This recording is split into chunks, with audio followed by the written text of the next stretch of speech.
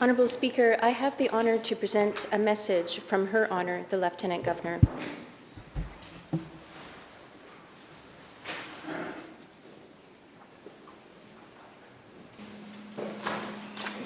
Her Honour, the Lieutenant Governor transmits herewith estimates fiscal year ending March 31st, 2027 and supplement to the estimates fiscal year ending March 31st, 2027 and recommend the same to the Legislative Assembly. Minister.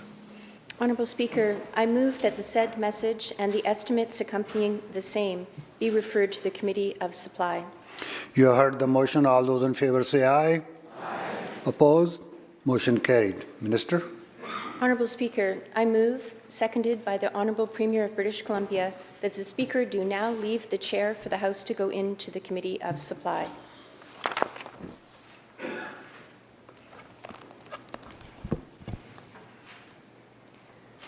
I would like to begin by acknowledging the Lekwungen-speaking peoples, the Songhees and Esquimalt First Nations, upon whose territories we are gathered. Mr. Speaker, I present this budget with a heavy heart.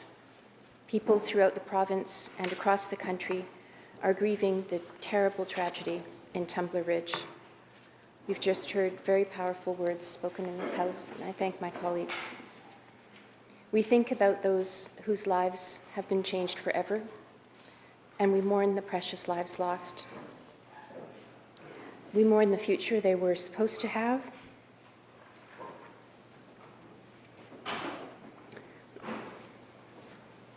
the dreams they never got to achieve.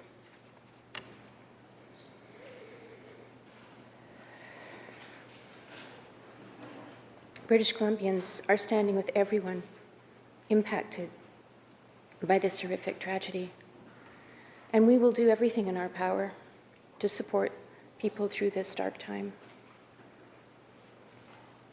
It feels very out of sync to continue with the business of government. But we do, and today I present Budget 26-27. And we do so holding the people of Tumbler Ridge in our hearts and in our thoughts.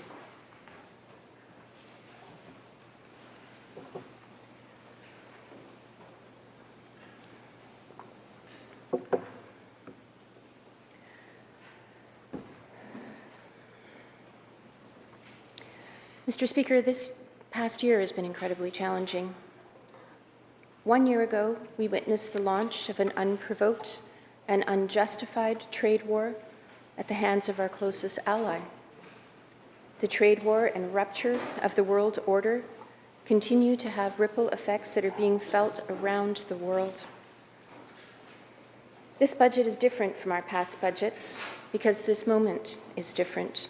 We are in a period of serious fiscal pressure. Global uncertainty is slowing growth. Commodity markets are volatile. The housing market has cooled. And at the same time, costs are rising for everything from healthcare to building infrastructure. And British Columbians are feeling it too. Families are stretched by the cost of living. We must be disciplined, focused, and honest about the choices ahead.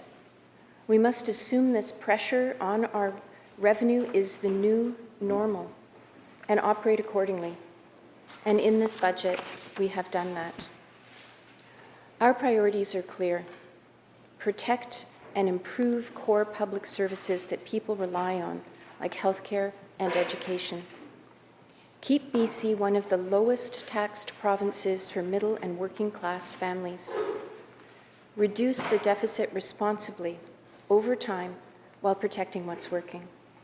And to achieve this, we are taking 3 key steps. First, we will make the public sector leaner, so more dollars reach the front lines. Second, we will pace infrastructure projects carefully, delivering them efficiently without driving up costs. Third, we will make changes to generate new revenue, while taking action to grow the economy and secure the long-term impact of major projects. This is about making careful choices now to avoid more difficult choices later. Mr. Speaker, over the last 8 years, we've built the foundations a strong province depends on. Hospitals, schools, roads, transit, housing, and clean electricity are being delivered to support communities and good jobs throughout British Columbia. This was done at a time when the BC economy was being hit simultaneously by numerous disruptions: a global pandemic, soaring inflation, devastating wildfires and flooding, and now an unprovoked trade war. We entered this period from a position of strength with one of the lowest debt-to-GDP ratios in the country, and this gave us room to absorb shocks and to invest. We were able to deliver income support, ICBC rebates, and affordability measures when it was needed most. Our government delivered the BC Family Benefit to help with the costs of raising children. We cut childcare fees in more than half. Car insurance rates were dramatically reduced. These measures helped ease the hit on households. Today, housing costs are coming down from peak levels. Rent prices are falling faster here than anywhere else in the country. Children are learning in new schools. We've created 23,500 new seats, with another 23,500 on the way. People are receiving treatment in 14 new and improved hospitals, with 20 more coming. They're also accessing healthcare in 41 new urgent and primary care centres, with 5 more to come. Rapid transit projects like the Surrey-Langley SkyTrain extension and the Broadway Subway project will get people to the places they need to go faster. Mr. Speaker, a lot of progress has been made to improve life and to bring down costs, but we know that many families are struggling. People keep working harder, but they don't feel like they're getting further ahead. The cost of everyday life keeps going up, especially at the grocery store. This year, we will bring forward legislation to ban the property controls that restrict businesses from selling fresh food near grocery stores, spurring more competition and getting food prices down. We are also introducing legislation to make it easier for businesses to move goods and provide services across provincial borders. Barriers between provinces that complicate trade make it harder to process food locally, which limits competition and again drives up prices. By strengthening supply chains, making the food we eat here at home, and allowing more competition across provincial lines, we can address some of the structural reasons for high food costs. Mr. Speaker, this budget is also about facing our fiscal reality with clarity. As times change, so must our approach. BC's economy has many strengths, but it also has many big challenges. We must make strategic choices about where we spend our resources. We are scrutinizing government spending and ensuring as many dollars as possible reach the front lines in classrooms and in emergency rooms. When it comes to our fiscal position, Budget 2026 reduces the deficit over time, carefully and thoughtfully. So how do we achieve this? We do it through making disciplined decisions. As many families make careful decisions to keep their household finances in order, so too must we. We have begun a multi-step process to adjust government spending to respond to the fiscal reality we face. This includes reducing operational and administrative costs and saving on contracting, hiring, and travel. We're continuing a hiring freeze in the public service. We've launched reviews across the public sector at health authorities, through post-secondary institutions, and through Clean BC. Budget 2026 continues this work. This means reducing staff levels across the public sector by 15,000 full-time positions over the next few years. We are making careful decisions about where these reductions will take place. We will protect our vital frontline services in areas like healthcare and education while reducing bureaucracy and administration. We are also adjusting the pace of our capital plan to protect our ability to deliver projects over the long term. This is not about stopping. We will continue to outpace other provinces in per capita investments in schools, childcare centres, and transit. We will keep opening new hospitals and will break ground on a permanent home for SFU's medical school in Surrey this year. This is about adjusting the pace of some of the things we want to do so that we can do what we need to do to secure BC's future. Under our government, BC is among the lowest taxed provinces in Canada for working and middle-class families, and this budget doesn't change that. We made the right choices to cancel the carbon tax and to bring down housing costs, keeping more money in people's pockets. But the reality facing every province is the same. Growth has not kept pace with the cost of delivering public services. If we want to protect healthcare, schools, childcare, and the services that people rely on, we need to rebuild a stable and sustainable revenue base, and that's what Budget 2026 does. It makes careful tax changes so we can protect services and avoid deep cuts while keeping BC competitive. People earning under $149,000 will continue to pay the lowest personal income taxes in the country. Budget 2026 includes a change to the first income tax bracket of about 0.5 percentage point. We'll offset the extra costs for lower income earners by increasing the BC tax reduction credit. We're also updating some household-related taxes, some housing-related taxes. Those with homes above $3 million in value will be asked to contribute a little more. The property tax deferment program is being changed to help those who need it most, and the vast majority of homeowners see no change. Mr. Speaker, these are careful, considered choices. At a time of global uncertainty, Budget 2026 is about protecting what matters most and building on BC's strengths. Mr. Speaker, because we refuse to balance the books on the backs of families, the path forward is clear.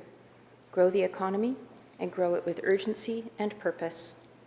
When more people are working, when wages are rising, and when investment is landing in our communities, families are better off, and government has the resources to protect the services that people count on.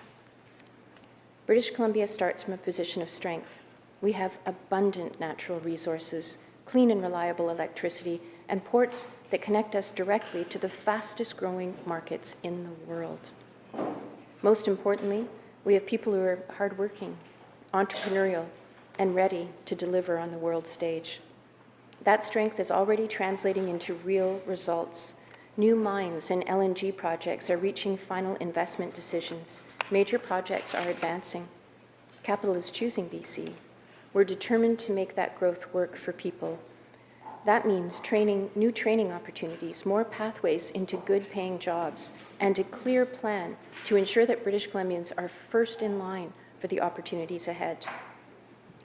Over the next 24 months, BC is projected to be the second fastest growing province in terms of GDP in Canada. Our job is to turn that momentum into lasting prosperity and to build a stronger, more self-reliant economy that works for everyone. Mr. Speaker, this is how we build that strong, secure future. A future with homes you can afford, jobs with good pay, healthcare when and where you need it, an economy that works for everyone, not just the few. To deliver on that future, we need to start with a strong foundation for growth. We need to move more projects ahead faster, invest in skills training, and improve BC's position as a desirable place to invest. In moments like this, British Columbians know we can't just sit back and hope. We must build, because building is how we protect our future. And to build, we need power, clean, affordable, reliable power. And we're ready to step up.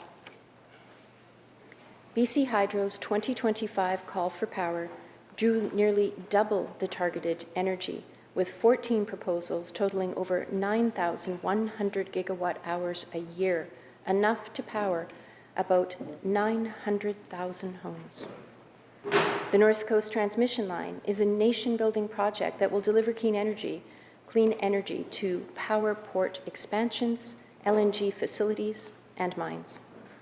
And it will be built in true partnership with First Nations. It's grounded in recent agreements that reflect shared decision-making, shared benefits, and in some cases, co-ownership. Once operational, it's expected to contribute nearly $10 billion per year to GDP and generate $950 million a year in revenue. It will create almost 10,000 direct jobs per year on average and reduce emissions by about 2 to 3 million tons of carbon dioxide per year. This line creates the certainty companies need to make final investment decisions, and it ensures opportunity translates into jobs and lasting benefits for local communities. As our trade mission to Asia last year made clear, growing economies also need access to energy.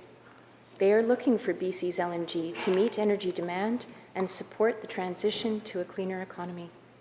Our LNG has one of the lowest carbon footprints in the world, thanks to electrification. 6 major LNG projects are complete, underway, or reaching final investment decisions this year. We're doing all of this in partnership with First Nations, moving projects forward with confidence and with clarity. Mr. Speaker, with certainty on power, mines can move from concept to construction. Last year, we saw a record-breaking $750 million invested in mineral exploration in BC.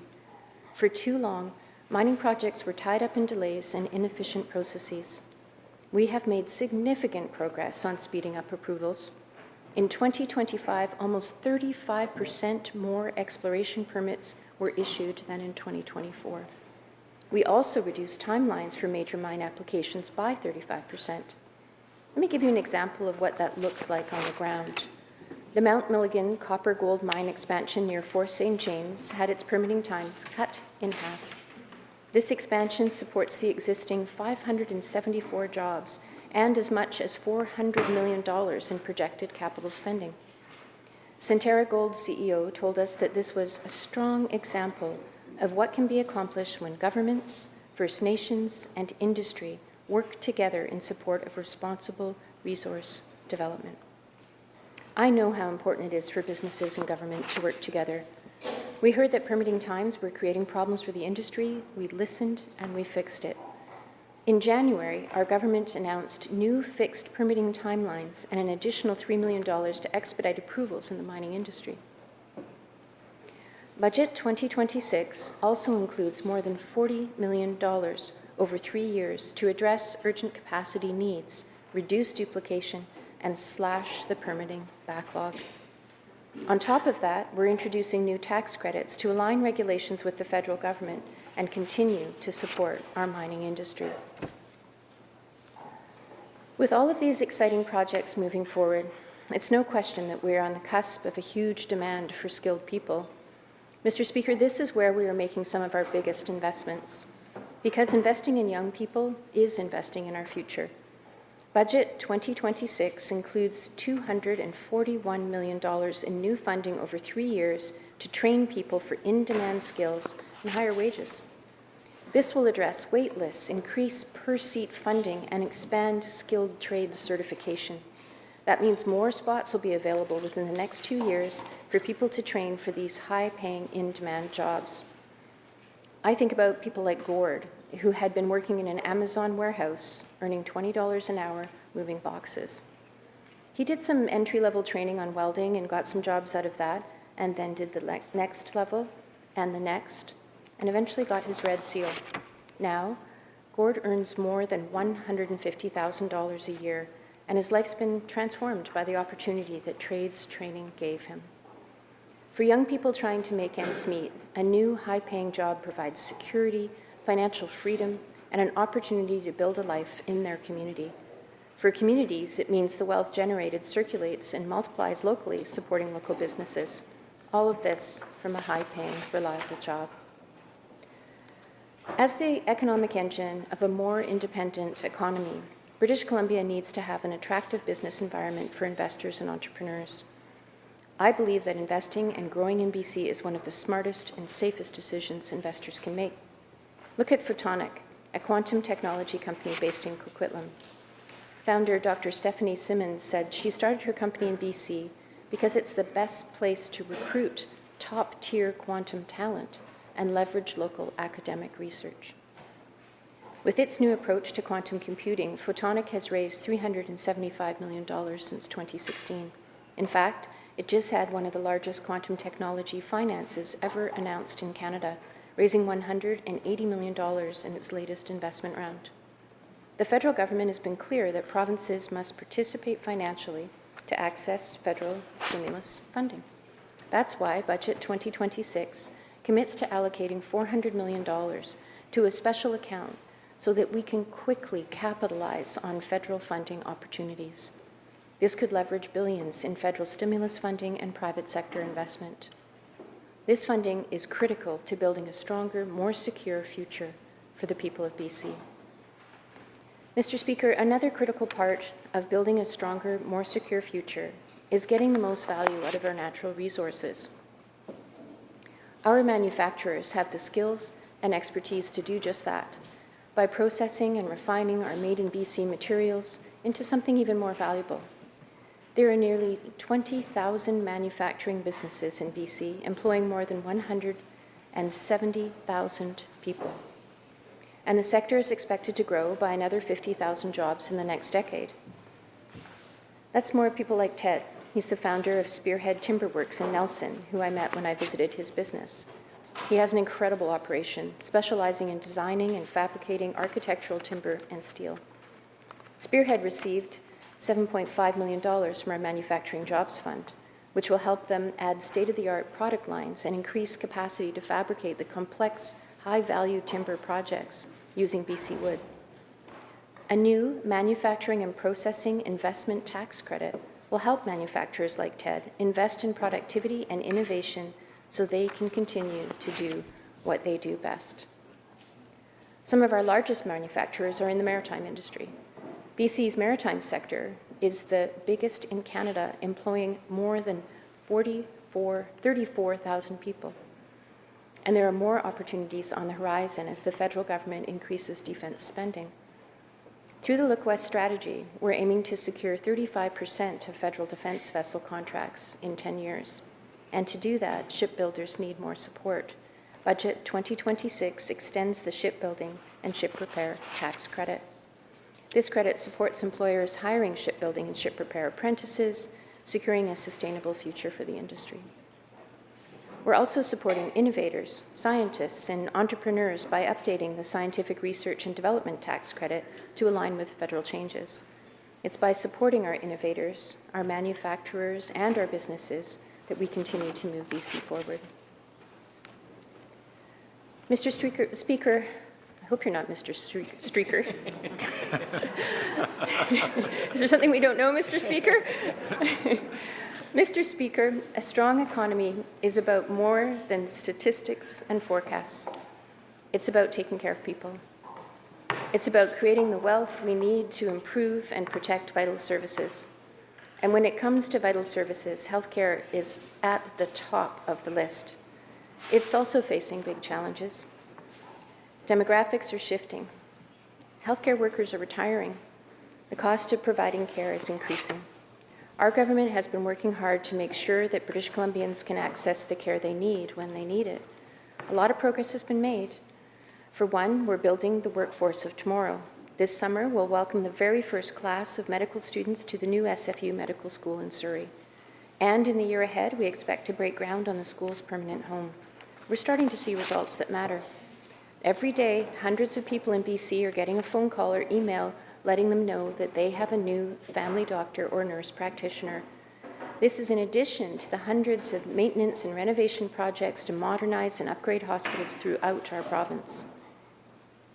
These projects represent the largest investment in healthcare infrastructure in BC history, but we know there is still much more to do. We must remain focused on protecting what we've built and delivering better, faster healthcare for people.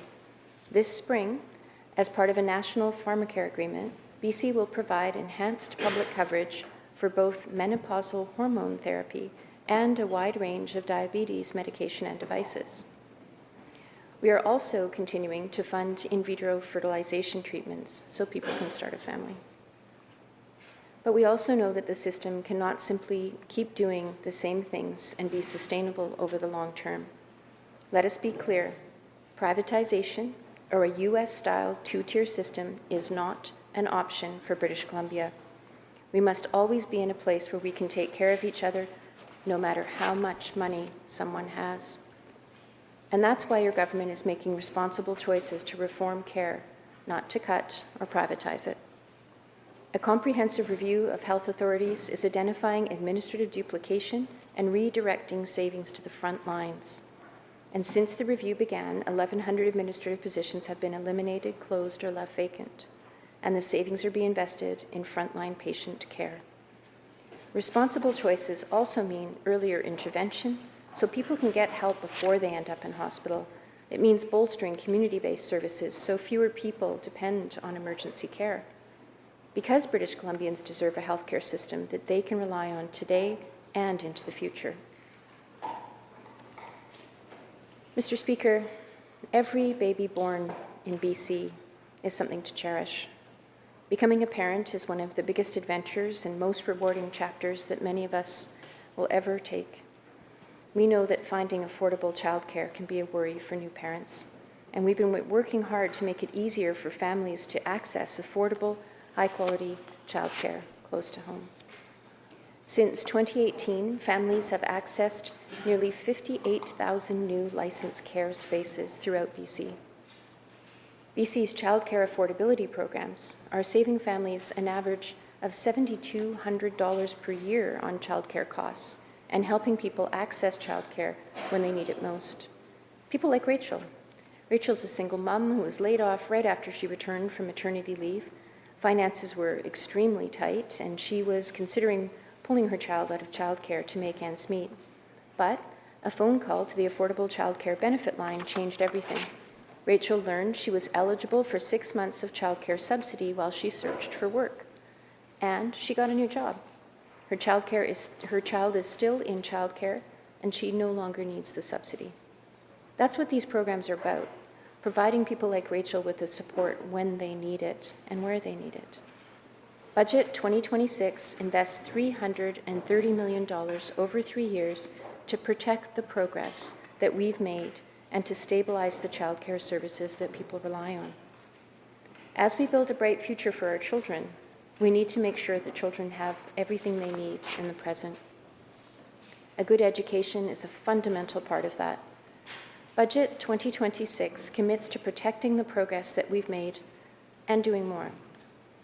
New funding of $634 million is being provided for the K-12 system, including $167 million for the Classroom Enhancement Fund over 3 years. This means more teachers, including special education teachers, counselors, for students with support needs.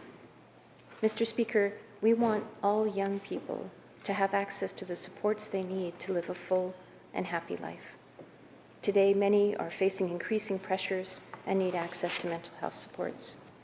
Our government is focusing on early interventions so young people can get the help they need as early as possible.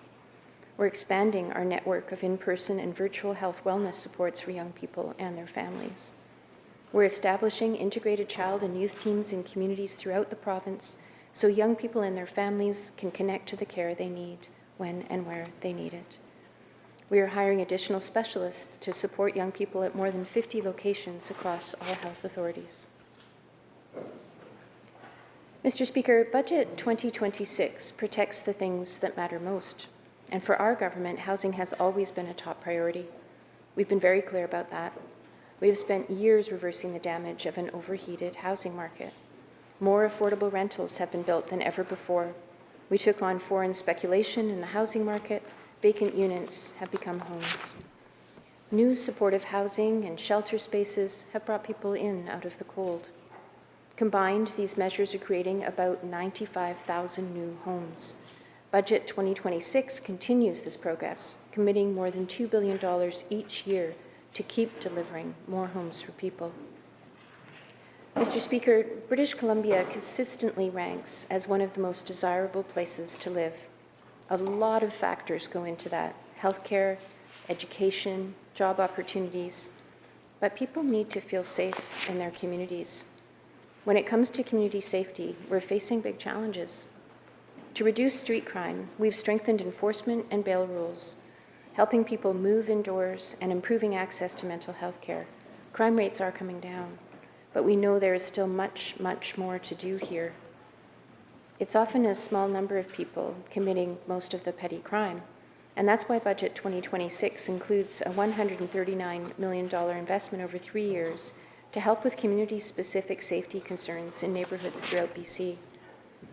Budget 2026 also expands treatment and recovery services. BC is opening 100 more involuntary care beds in Surrey and Prince George to support people with complex needs, with 28 already operating in Maple Ridge and Surrey.